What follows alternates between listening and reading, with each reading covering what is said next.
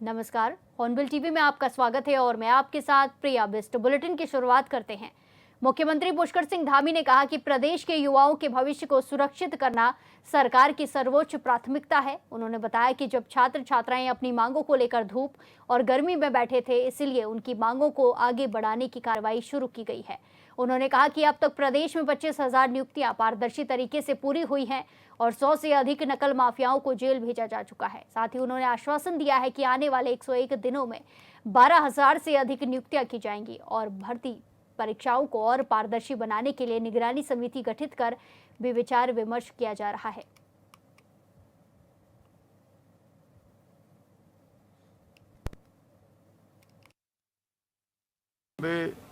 समय से लगभग 8 दिन हो रहे थे और हमारे सभी प्रदेश के हमारे बच्चे, हमारे बेटे बेटियां, हमारे भाई बहन गर्मी में और धूप में वहाँ बैठे थे और वो मांग कर रहे थे। तो निश्चित रूप से ऐसे समय में कुछ लोगों को ज़रूर लगता होगा कि मैं वहाँ क्यों चला गया, मैं झुक गया।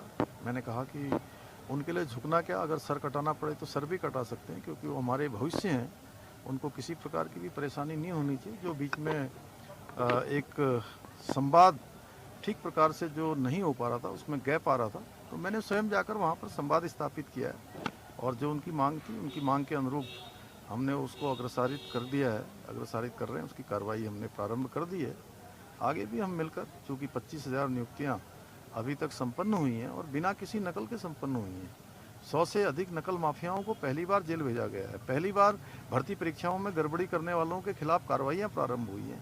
अन्यथा एक कालखंड वो भी था कि पौड़ी जनपद में पटवारी भर्ती होती है, दूसरी जगह पर होती है। UKSSC के चेयरमैन और जो लोग उस समय के उसमें आरोपी पाए गए थे, उन्होंने पेपर तक कई स्थानों पर बैठ के सॉल्व करवाए थे, लेकिन कोई कार्रवाइयाँ नहीं हुई। हमने युवाओं के हक में ये अभियान प्रारंभ किया है और ये अभियान हमारा चलेगा। अगले एक साल के अंदर 12,000 से अधिक नियुक्तियां अभी होने का कैलेंडर हमारे पास है। इसी के साथ खबरों में आगे बढ़ते हैं। देहरादून में अंतर्राष्ट्रीय वृद्धजन दिवस के अवसर पर राज्य स्तरीय कार्यक्रम का आयोजन किया गया, जिसमें मुख्य अतिथि के रूप में पहुंचे सीएम पुष्कर सिंह धामी ने दीप प्रज्वलित कर कार्यक्रम का शुभारंभ किया। कार्यक्रम में कैबिनेट मंत्री गणेश जोशी भी मौजूद रहे। इस मौके पर सीएम धामी ने केंद्र और राज्य सरकार की ओर से बुजुर्गों के लिए चलाई जा रही योजनाओं की जानकारी दी और कहा कि सरकार बुजुर्गों के जीवन को और बेहतर बनाने के लिए लगातार प्रयासरत है।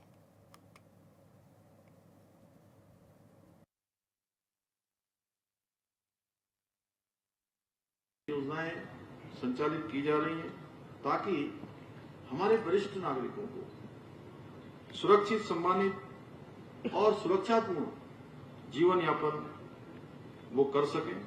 इसलिए आदरणीय प्रधानमंत्री जी ने आयुष्मान भारत योजना के अंतर्गत 60 वर्ष से अधिक आयु के सभी वरिष्ठ नागरिकों को निःशुल्क चिकित्सा सुविधा सेवा प्रदान की है। आदरणीय प्रधानमंत्री जी के मार्गदर्शन में, उनके सहयोग से हमारी सरकार भी वरिष्ठ नागरिकों के लिए, हमारे वृद्धजनों के कल्याण के लिए पूरी तरह से संकल्पित होकर कार्य कर रही है। हमारी सरकार द्वारा वरिष्ठ नागरिकों को आर्थिक रूप से आत्मनिर्भर बनाने हेतु वृद्धावस्था पेंशन योजना के अंतर्गत प्रतिमाह 1,500 रुपये पेंशन प्रदान की जा रही है।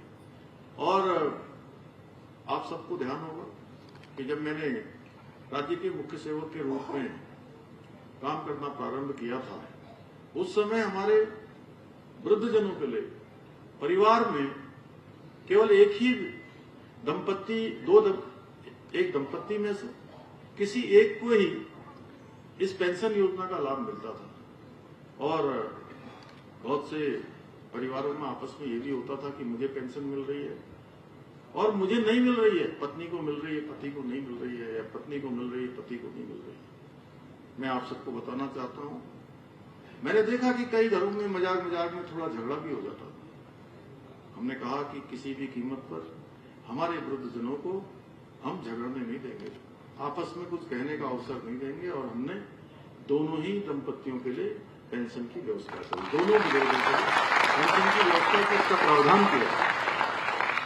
इस योजना के अंतर्गत लगभग 6 लाख वृद्धजनों की डीबीटी के माध्यम से पेंशन की राशि उनके बैंक खातों में सीधे ट्रांसफर की जा रही है। इसके साथ ही हमारी सरकार द्वारा राज्य के सभी जनपदों में वृद्धा आश्रम की व्यवस्था को लगातार सुदृढ़ किया जा रहा है। पिछले दिनों एक कार्यक्रम में मैंने घोषणा भी की है और हमारा समाज कल्याण विभाग, अभी मैं चूंकि ये विभाग के पहले मंत्री चंदन रामदास जी होते थे, उनका देहांत हो जाने के बाद इस विभाग के प्रभारी के नाते भी मैं ही इस विभाग को देखता हूं, तो मैंने एक घोषणा करी कि अब राज्य के प्रत्येक जनपद में कोई जनपद ऐसा नहीं रहेगा जहां हमारे वृद्धजनों के लिए वृद्धाश्रम नहीं होगा। और इसके लिए हमारी सभी स्तर पर तैयारियां हो रही हैं। वर्तमान में बागेश्वर, चमोली, उत्तरकाशी में राजकीय वृद्धाश्रम संचालित हो रहे हैं, जबकि देहरादून, अल्मोड़ा और चंपावत में नए भवन निर्माणाधीन है। हम केंद्र सरकार के सहयोग से उधम सिंह नगर जनपद के रुद्रपुर में मॉडल वृद्धाश्रम का निर्माण करा रहे हैं। वहीं रुद्रप्रयाग, टेहरी, पौड़ी और पिथौरागढ़ में भी वृद्धाश्रमों की स्थापना हेतु प्रक्रिया गतिमान है। इसके अतिरिक्त हरिद्वार, उधम सिंह नगर और नैनीताल सहित विभिन्न क्षेत्रों में गैर सरकारी संगठनों द्वारा संचालित वृद्धाश्रम भी कार्यरत है। इन वृद्धाश्रमों में असहाय और परिवार से वंचित हमारे वरिष्ठ जनों को निःशुल्क आवास और भोजन की सुविधा प्रदान की जा रही है। यही नहीं, केंद्र सरकार के सहयोग से संचालित अटल वयो अभ्युदय योजना के माध्यम से वरिष्ठ नागरिकों के कल्याण के लिए, उनके समग्र विकास के लिए निरंतर प्रयास किया जा रहा है, निरंतर कार्य किया जा रहा है, जिसके अंतर्गत वृद्धाश्रमों के संचालन और रख रखाव के लिए गैर सरकारी संगठनों को अनुदान, सहायता प्रदान करने के साथ ही पोषण, चिकित्सा, मनोरंजन जैसी सुविधाएं निःशुल्क प्रदान की जाती हैं। इसके साथ ही इस योजना के अंतर्गत राज्य में पहली बार वरिष्ठ नागरिकों की देखभाल के लिए मानव संसाधन तैयार करने की दिशा में जेरियाट्रिक केयर गिवर प्रशिक्षण कार्यक्रम आयोजित किया गया, जिसमें करीब 20 मास्टर ट्रेनर तैयार किए गए हैं। इतना ही नहीं, हमने इस वर्ष प्रत्येक जनपद में कम से कम 50 व्यक्तियों को मास्टर ट्रेनर बनाने के साथ ही 150 व्यक्तियों को जेरियाट्रिक केयर गिवर प्रशिक्षण प्रदान करने का लक्ष्य भी निर्धारित किया है, जिससे कि हमको मानव संसाधन मिल पाए, हमारे बुजुर्गों को किसी प्रकार की परेशानी न हो। इसके अतिरिक्त हम राष्ट्रीय वयोश्री योजना के अंतर्गत वृद्धजनों को सहायक उपकरण भी उपलब्ध करा रहे हैं। इसके साथ ही हम वरिष्ठ नागरिकों को निःशुल्क मोतियाबिंद सर्जरी की सुविधा भी प्रदान कर रहे हैं, जिसके अंतर्गत इस वर्ष 1300 वरिष्ठ नागरिकों की निःशुल्क सर्जरी कराने का लक्ष्य निर्धारित किया गया है। यही नहीं, हमारी सरकार ने बदलते समय के रिश्तों में आई चुनौतियों को देखते हुए वरिष्ठ नागरिकों के अधिकारों की रक्षा हेतु राज्य में माता पिता एवं वरिष्ठ नागरिकों के भरण पोषण अधिनियम को भी लागू किया है। इसके माध्यम से हमारे बुजुर्गों को यह कानूनी अधिकार प्राप्त हो जाता है कि वे अपने बच्चों या कानूनी उत्तराधिकारियों से भरण पोषण की मांग कर सकें। इसी के साथ खबरों में आगे बढ़ते हैं। कांग्रेस का कहना है कि पूरे प्रदेश सरकार को पता था कि सीबीआई जांच की मांग को लेकर आगामी 3 अक्टूबर को मुख्यमंत्री आवास कूच किया जाना था, जिसे सरकार ने डर कर ये निर्णय लिया है। बीजेपी के प्रदेश महामंत्री दीप्ति रावत भारद्वाज ने कहा कि कांग्रेस ने दूसरे की जली हुई आग पर अपनी राजनीतिक रोटी सेकने का कार्य किया है। वहीं धरना स्थल पर पहुंचकर सीएम धामी ने युवाओं से संवाद ने का कांग्रेस के इस भ्रम को दूर कर दिया है, जो एक ऐतिहासिक पल रहा।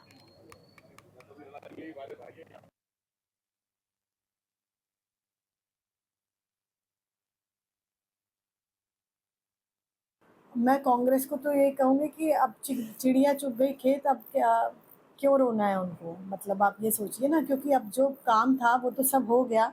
जो वो चाहते थे कि ज़बरदस्ती मतलब राजनीति आग कोई और लगाए और राजनीतिक रोटियां जो है कांग्रेस सेकने की कोशिश कर रही थी या और दूसरे कुछ लोग करने की कोशिश कर रहे थे, आज वो नहीं। आज ये इस भ्रम को तोड़ते हुए मुख्यमंत्री जी सीधा संवाद करने जब पहुंचे युवाओं के साथ, तो ये बहुत बड़ा विषय था।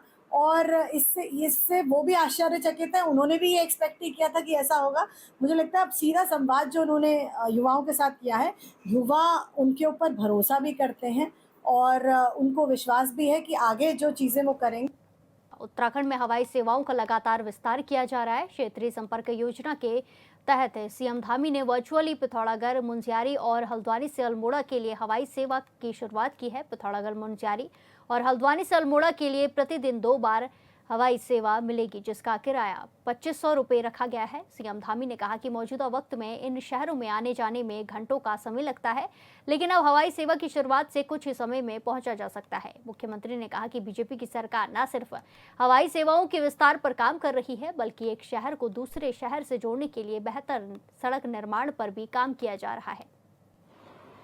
देहरादून से हमारे राज्यसभा के सांसद आदरणीय नरेश बंसल जी, माननीय विधायक उमेश शर्मा काऊ जी, सचिन कुर्वे जी, आशीष चौहान जी, संजय टोलिया जी, हल्द्वानी में हमारे माननीय विधायक मोहन सिंह बिष्ट जी, अनिल कपूर डब्बू जी, शंकर कोरंगा जी, प्रताप सिंह बिष्ट जी, दीपक रावत जी, वंदना जी, सीडीओ साहब, एसडीएम नंदन बोरा जी, मंडल अध्यक्ष, जिला पंचायत की अध्यक्ष अल्मोड़ा में हेमा गेड़ा जी, महेश नयाल जी, जिला अध्यक्ष, कैलाश शर्मा जी, रघुनाथ सिंह चौहान जी और जिलाधिकारी और एसएसपी अल्मोड़ा पिथौरागढ़ श्री जितेंद्र प्रसाद जी, जिला पंचायत अध्यक्ष श्री गणेश भंडारी जी, पवन जोशी जी एवं आज इस विशेष कार्यक्रम में उपस्थित हुए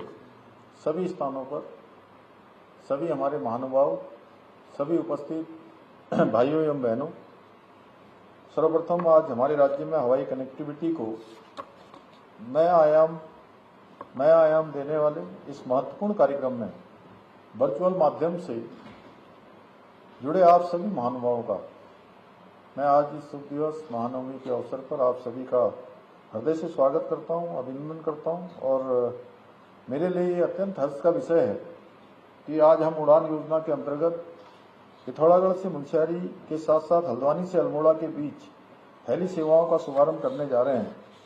भाइयों बहनों, अल्मोड़ा उत्तराखंड का प्राचीन नगर होने के साथ साथ ऐतिहासिक एवं सांस्कृतिक रूप से भी अत्यंत महत्वपूर्ण है। अल्मोड़ा की प्राकृतिक सुंदरता, शांत वादियां, हरे भरे पहाड़, ऐतिहासिक मंदिर, समृद्ध संस्कृति देश और दुनिया भर के पर्यटकों को, श्रद्धालुओं को आकर्षित करती है। साथ ही नंदा देवी मंदिर, कसार देवी मंदिर, बिनसर वाइल्ड लाइफ सेंचुरी जैसे स्थल अल्मोड़ा को विशेष बनाते हैं। इसके साथ ही यहाँ के हस्तशिल्प, ऊनी वस्त्र, स्थानीय व्यंजन भी अपनी एक विशिष्ट पहचान रखते हैं। इस हेली सेवा की शुरुआत से अब इन प्राकृतिक और सांस्कृतिक धरोहरों का आनंद लेने वाले पर्यटक आसानी से अल्मोड़ा तक पहुंच सकेंगे। वर्तमान में हल्द्वानी से अल्मोड़ा में पहुंचने में लगभग 4 घंटे लग जाते हैं और इस सेवा के प्रारंभ होने से ये यात्रा कुछ ही मिनटों की रह जाएगी, जिससे किसी इमरजेंसी की स्थिति में इन क्षेत्रों में रहने वाले लोगों को भी बहुत मदद मिल सकेगी। इसी के साथ साथ पिथौरागढ़ से मुंशियारी के बीच भी सीधी हेली सेवा की शुरुआत होने जा रही है। मुंशियारी अपनी प्राकृतिक सुंदरता, पंचाचूनी पर्वत श्रृंखला और सांस्कृतिक समृद्धि के लिए प्रसिद्ध है।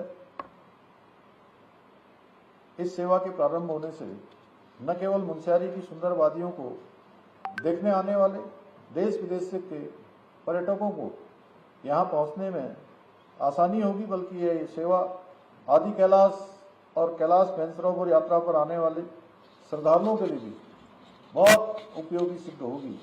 मुझे पूरा विश्वास है कि इन हेली सेवाओं के प्रारंभ होने से जहां एक और इन दोनों क्षेत्रों में पर्यटन एवं आर्थिक विकास को गति मिलेगी, वहीं बेहतर कनेक्टिविटी द्वारा स्थानीय निवासियों के जीवन में भी सकारात्मक बदलाव आएगा। मैं इस अवसर पर सभी प्रदेश क्षेत्रवासियों एवं प्रदेशवासियों को इन सेवाओं के आज से प्रारंभ होने पर हार्दिक बधाई देता हूं।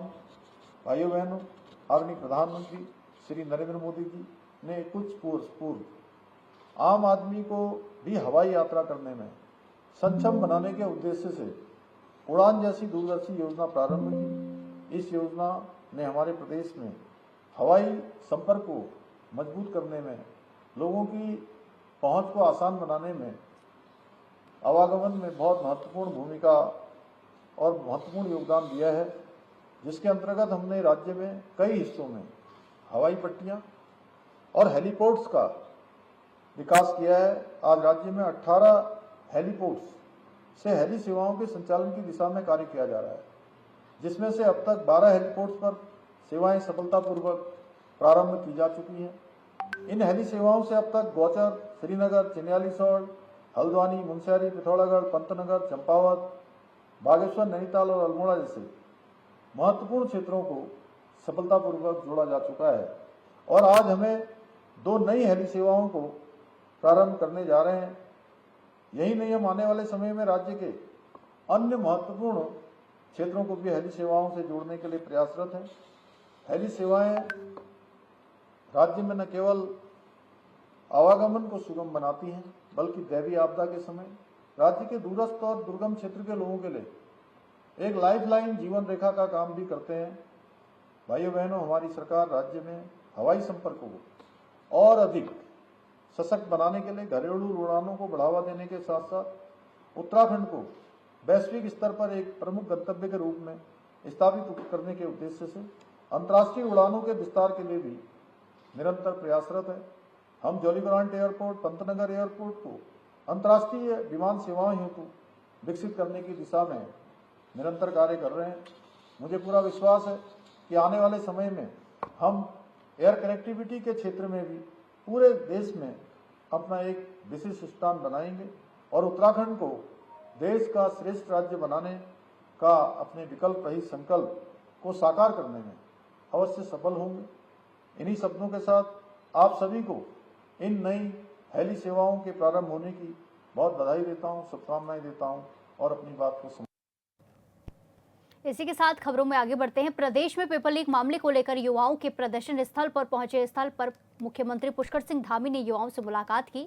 युवाओं द्वारा धामी से मामले की जांच के लिए सीबीआई जांच की मांग की गई। वहीं मुख्यमंत्री धामी ने युवाओं को सीबीआई जांच करने की संस्तुति प्रदान की है, लेकिन प्रदेश कांग्रेस धामी के इस निर्णय से भी खुश नहीं होते हुए नजर आ रही है। कांग्रेस का कहना है कि प्रदेश सरकार को पता था कि सीबीआई जांच को लेकर कांग्रेस आगामी 3 अक्टूबर को मुख्यमंत्री आवास कूच करेगी, जिसके डर से मुख्यमंत्री धामी ने ये निर्णय लिया। वहीं कांग्रेस के इस बयान पर पलटवार करते हुए बीजेपी प्रदेश प्रवक्ता हनी पाठक ने कहा कि कांग्रेस एक बहरूपिया पार्टी है। आज समय समय पर उनके नेता इस प्रकार की टिप्पणियां जनता को भ्रम में लाने के लिए करते रहते हैं।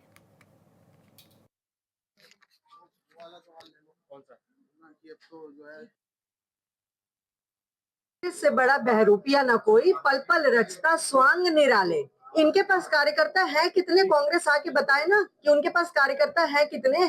कार्यकर्ता तो इनके पास बचे ही नहीं, क्योंकि कार्यकर्ता इनकी ही हरकतों के कारण इनसे ऊब के हमारी भारतीय जनता पार्टी का दामन थामे हैं। इनके पास अब सिर्फ नेता बचे हैं जिसके बल पर ये इस तरीके के ऊट पटांग बयान देते हैं।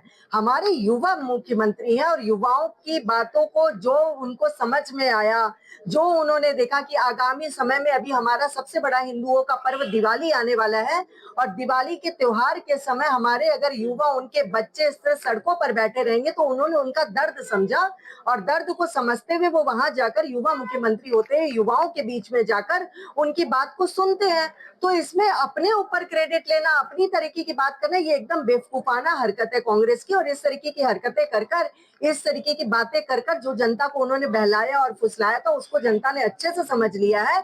इसीलिए उन्हें बाहर का रास्ता दिखाया और सत्ता से बाहर रह के जो फ्रस्ट्रेशन उनके अंदर आई है, उसमें ये इस तरीके की बेबुनियादी बातें बोलते हमेशा से नजर आ रहे हैं। हरिद्वार के सिद्धिपीठों में नवमी पूजन की धूम है। इस अवसर पर सुरेश्वरी देवी मंदिर में सुबह से ही श्रद्धालुओं का तांता लगा रहा है।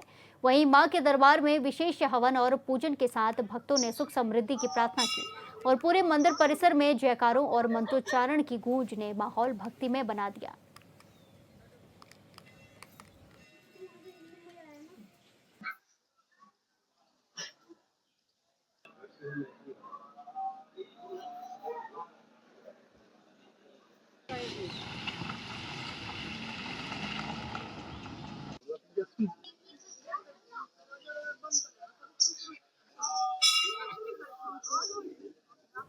राजधानी देहरादून में हर साल की तरह इस साल भी दशहरे का पर्व धूमधाम से मनाया जाएगा। बन्नू बिरादरी की ओर से दशहरे का पर्व 77 सालों से लगातार मनाया जा रहा है, जिसका आयोजन दशहरे के परेड ग्राउंड में किया जाता है। दशहरा कमेटी के अध्यक्ष संतोख सिंह नागपाल ने कहा है कि कमेटी हर साल इस आयोजन को भव्य तरीके से कराती है। इस साल रावण के पुतले की लंबाई 121 फीट है और मेघनाथ कुंभकर्ण 70 और 75 फीट के हैं। साथ ही लंका को भी भव्य तरीके से बनाया गया है। शोभा यात्रा को भी भव्य रूप से सजाया गया है और 2 बैंड बाहर से आए हैं, जिनमें एक नासिक से और एक पंजाब से है। सरदार संतोख सिंह ने कहा कि हर साल दशहरे के पर्व का खर्च भी बढ़ता है, जो लगभग 20 से 25 लाख रुपए का खर्च आ जाता है और सरकार से भी सहयोग मिलता है।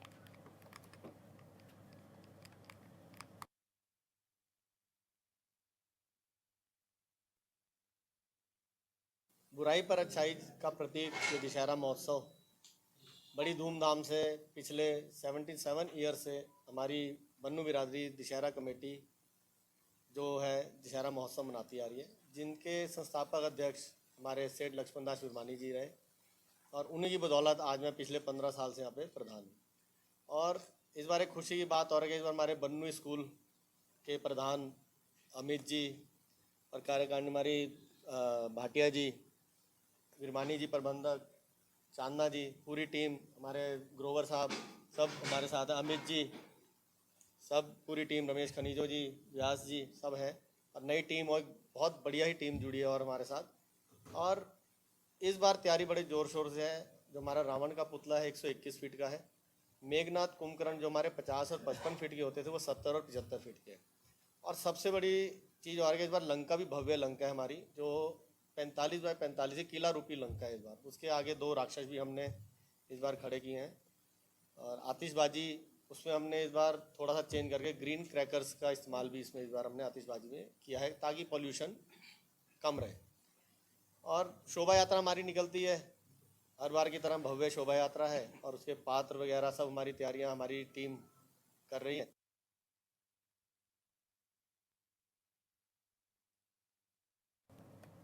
इस बुलेटिन में फिलहाल के लिए इतना ही। बाकी तमाम खबरों के लिए देखते रहिए हॉर्नबिल टीवी। नमस्कार।